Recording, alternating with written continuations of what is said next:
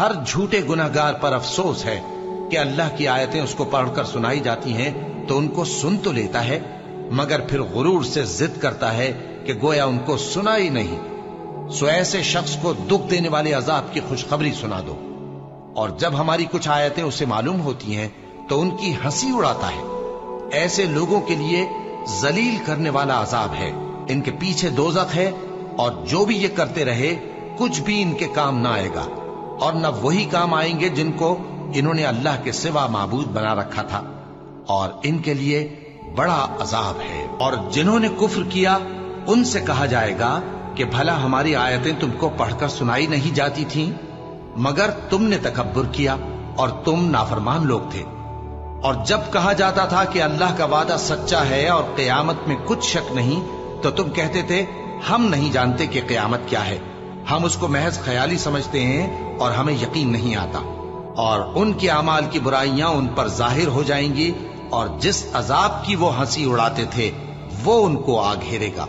اور کہا جائے گا کہ جس طرح تم نے اس دن کے آنے کو بھلا رکھا تھا اسی طرح آج ہم تمہیں بھلا دیں گے، اور تمہارا ٹھکانہ دوزخ ہے اور کوئی تمہارا مددگار نہیں۔ یہ اس لیے کہ تم نے اللہ کی آیتوں کو مذاق بنا رکھا تھا اور دنیا کی زندگی نے تم کو دھوکے میں ڈال رکھا تھا۔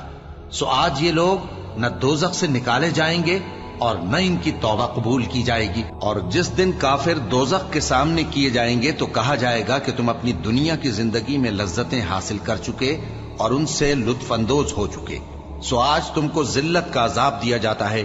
یہ اس کی سزا ہے کہ تم زمین میں ناحق غرور کیا کرتے تھے، اور اس کی کہ بد کرداری کرتے تھے۔ ہم نے نوح کو ان کی قوم کی طرف بھیجا کہ پیشتر اس کے کہ ان پر درد دینے والا عذاب واقع ہو اپنی قوم کو خبردار کر دو۔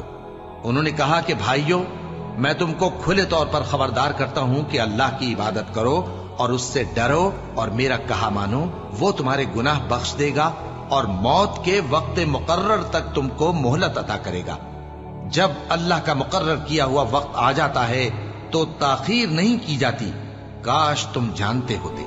جب لوگوں نے نہ مانا تو نوح نے اللہ سے عرض کی کہ پروردگار، میں اپنی قوم کو رات دن بلاتا رہا لیکن میرے بلانے سے وہ اور زیادہ گریز کرتے رہے۔ جب میں نے ان کو بلایا کہ توبہ کریں اور تو ان کو معاف فرمائے تو انہوں نے اپنے کانوں میں انگلیاں دے لی اور اپنے اوپر کپڑے اوڑھ لیے اور اڑ گئے اور خوب تکبر کرنے لگے۔ پھر میں ان کو بلند آواز سے بھی بلاتا رہا، پھر علانیہ بھی اور رازداری سے بھی سمجھاتا رہا۔ پھر میں نے کہا کہ اپنے پروردگار سے معافی مانگو کہ وہ بڑا معاف کرنے والا ہے۔ پھر اگر یہ منہ پھیر لیں تو کہہ دو کہ میں تم کو ایسی چنگھاڑ کے عذاب سے آگاہ کرتا ہوں جیسے عاد اور سمود پر چنگھاڑ کا عذاب آیا تھا، جب ان کے پاس پیغمبر ان کے آگے اور پیچھے سے آئے کہ اللہ کے سوا کسی کی عبادت نہ کرو، تو وہ کہنے لگے کہ اگر ہمارا پروردگار چاہتا تو فرشتے اتار دیتا، سو جو تم دے کر بھیجے گئے ہو ہم اس کو نہیں مانتے۔ اب جو عاد والے تھے وہ ناحق ملک میں تکبر کرنے لگے اور کہنے لگے کہ ہم سے بڑھ کر قوت میں کون ہے؟ کیا انہوں نے نہیں دیکھا کہ اللہ جس نے ان کو پیدا کیا وہ ان سے قوت میں بہت بڑھ کر ہے، اور وہ ہماری آیتوں سے انکار کرتے رہے۔ تو ہم نے بھی ان پر نحوست کے دنوں میں زور کی آندھی چلائی تاکہ ان کو دنیا کی زندگی میں ذلت کے عذاب کا مزہ چکھا دیں، اور آخرت کا عذاب تو بہت ہی ذلیل کرنے والا ہے، اور اس روز ان کو مدد بھی نہ ملے گی۔ اور جو سمود والے تھے ان کو ہم نے سیدھا رستہ دکھا دیا تھا، مگر انہوں نے ہدایت کے مقابلے میں اندھا رہنا پسند کیا، تو ان کے اعمال کی سزا میں ذلت کے عذاب کی کڑک نے ان کو آ پکڑا۔ اور جو ایمان لائے اور پرہیزگار رہے ان کو ہم نے بچا لیا۔ اور جس دن اللہ کے دشمن دوزخ کی طرف اکٹھے کیے جائیں گے پھر ان کی الگ الگ جماعتیں بنائی جائیں گی، یہاں تک کہ جب دوزخ کے پاس پہنچ جائیں گے تو ان کے کان اور آنکھیں اور کھالیں یعنی دوسرے اعضاء ان کے خلاف ان کے اعمال کی شہادت دیں گے، اور وہ اپنی کھالوں یعنی اعضاء سے کہیں گے کہ تم نے ہمارے خلاف کیوں شہادت دی؟ وہ کہیں گی کہ جس اللہ نے سب چیزوں کو نطق بخشا اسی نے ہم کو بھی گویائی دی، اور اسی نے تم کو پہلی بار پیدا کیا تھا اور اسی کی طرف تم لوٹائے جا رہے ہو۔ اور تم اس بات کے خوف سے تو پردہ نہیں کرتے تھے کہ تمہارے کان اور تمہاری آنکھیں اور کھالیں تمہارے خلاف شہادت دیں گی، بلکہ تم یہ خیال کرتے تھے کہ اللہ کو تمہارے بہت سے اعمال کی خبر ہی نہیں، और उसी ख्याल ने जो तुम अपने परवरदिगार के बारे में रखते थे तुमको हलाक कर दिया और तुम खसारा पाने वालों में हो गए। अब अगर ये सब्र करेंगे तो भी इनका ठिकाना दोज़ख ही है, और अगर तौबा करेंगे तो इनकी तौबा कबूल नहीं की जाएगी। क़यामत तो आने वाली है, उसके आने में कुछ शक नहीं, लेकिन अक्सर लोग ईमान नहीं रखते। और तुम्हारे परवरदिगार ने फरमाया है कि तुम मुझसे दुआ करो, मैं तुम्हारी दुआ कबूल करूंगा। जो लोग मेरी इबादत से अज़राह तकब्बुर कतराते हैं अनकरीब जहन्नम में जलील होकर दाखिल होंगे। जिन लोगों ने हमारी किताब को और जो कुछ हमने पैगंबरों को देकर भेजा उसको झुटलाया, वो अनकरीब मालूम कर लेंगे जबकि उनकी गर्दनों में तौक और जंजीरें होंगी, वो घसीटे जाएंगे यानी खौलते हुए पानी में, फिर आग में झोंक दिए जाएंगे। फिर उनसे कहा जाएगा कि वो कहां हैं जिनको तुम अल्लाह के शरीक बनाते थे यानी गैरुल्लाह। कहेंगे वो तो हमसे जाते रहे, बल्कि हम तो पहले किसी चीज को पुकारते ही नहीं थे। इसी तरह अल्लाह काफिरों को गुमराह रहने देता है। ये उसका बदला है कि तुम जमीन में नाहक खुश हुआ करते थे और इस वजह से कि इतराया करते थे। अब जहन्नम के दरवाजों में दाखिल हो जाओ, हमेशा इसी में रहोगे। सो मुतकब्बिरों का क्या बुरा ठिकाना है। और काफिर गिरोह गिरोह करके जहन्नम की तरफ हांके जाएंगे, यहां तक कि जब वो उसके पास पहुंच जाएंगे तो उसके दरवाजे खोल दिए जाएंगे और उसके दारोगा उनसे कहेंगे कि क्या तुम्हारे पास तुम्ही में से पैगंबर नहीं आए थे जो तुमको तुम्हारे परवरदिगार की आयतें पढ़ पढ़ कर सुनाते और तुम्हारे इस दिन के पेश आने से तुम्हें डराते थे? वो कहेंगे क्यों नहीं, लेकिन काफिरों के हक में अजाब का हुक्म साबित हो चुका था। कहा जाएगा कि दोज़ख के दरवाजों में दाखिल हो जाओ, हमेशा इसमें रहोगे।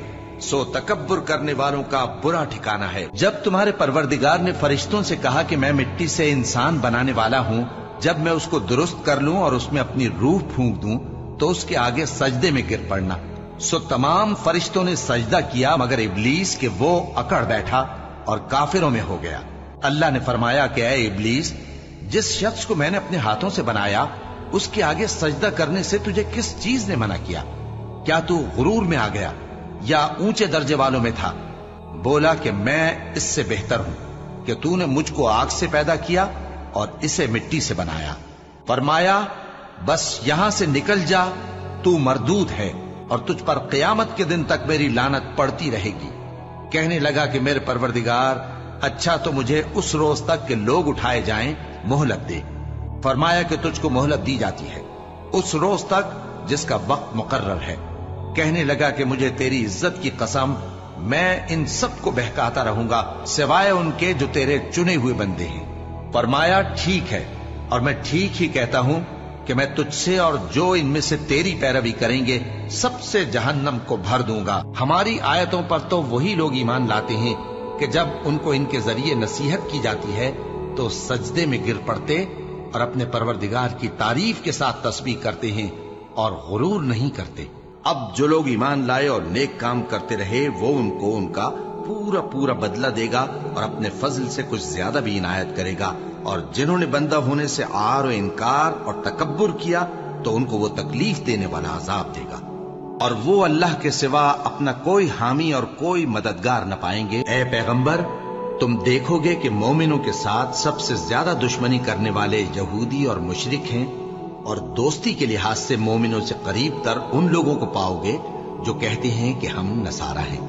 ये इसलिए कि इनमें आलिम भी हैं और मशाइख भी, और ये कि ये तकब्बुर नहीं करते। जो लोग जमीन में नाहक तकब्बुर करते हैं उनको अपनी आयतों से फेर दूंगा। अगर ये सब निशानियां भी देख लें तब भी उन पर ईमान न लाएं, और अगर भलाई का रास्ता देखें तो उसे अपना रास्ता न बनाएं, और अगर बुराई की राह देखें तो उसे रास्ता बना लें।